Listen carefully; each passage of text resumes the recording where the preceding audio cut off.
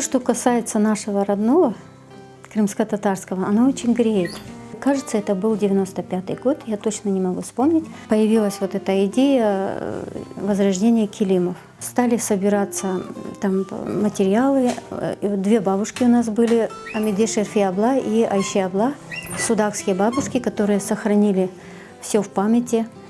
И они восстановили весь этот цикл, включая даже вот связывание митаров. Бабушки нас научили и митары делать, и основу наматывать. Вот, мы мотали, правда, тогда на деревьях, бегали вокруг деревьев.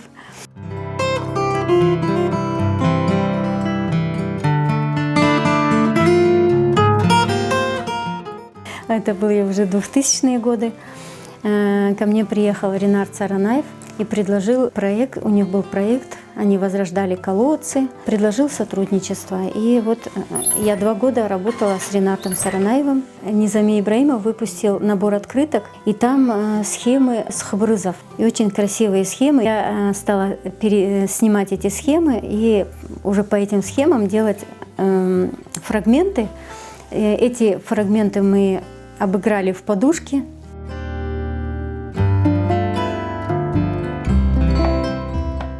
Украшение растениями — это тоже очень интересно на самом деле, потому что растительная покраска, она совершенно другая, совершенно такие теплые, такие нежные оттенки получаются. И всегда есть интрига, что получишь в конечном итоге. Очень красивый цвет дает сафора.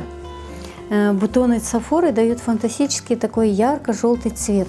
Марена тоже, корень марены, она дает вот и терракот дает, и бордо дает, в зависимости от закрепителя. Сама идея покраски растениями очень важна, потому что в старину красили растениями, и цель нашего этого всего действия это было возродить ремесло, да, как бы наше. Но мы стараемся работать в таком именно чистом ключе, вот как в старину работали.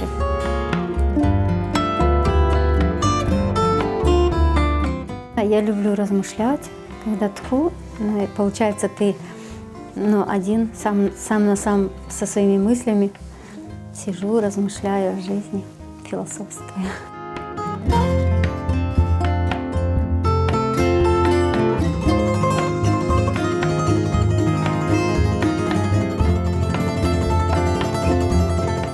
Я считаю, что как бы без килимов интерьер как бы не состоявшийся, этноинтерьер. Ламинационное пятно, оно очень важное.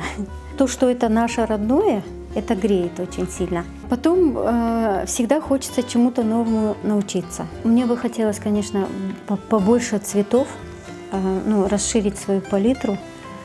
Вот. И мне бы хотелось побольше схем. Вот. И когда-нибудь, может быть, наберу материал для выставки какой-нибудь персональный.